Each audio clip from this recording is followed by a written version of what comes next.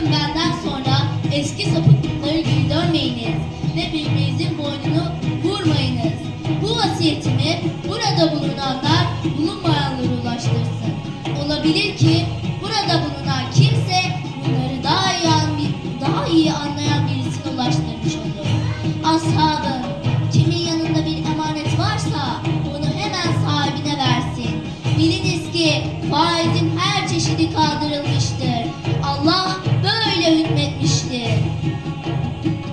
Ashabım, dikkat ediniz. Cahiliyeden kalma bütün adetler kaldırılmıştır. Ayağımın altındadır. Ey insanlar!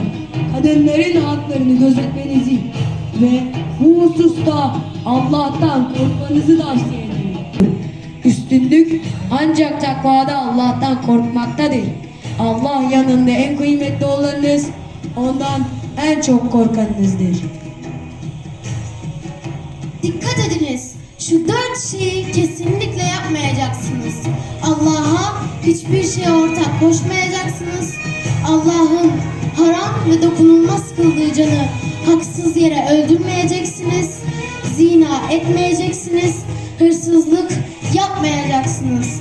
İnsanlar, yarın beni sizden soracaklar. Ne diyeceksiniz?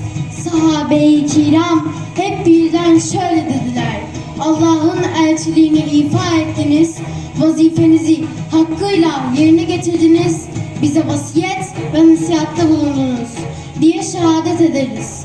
Bunun üzerine Resul-i Ekrem Efendimiz sallallahu aleyhi ve sellem şehadet parmağını kaldırdı.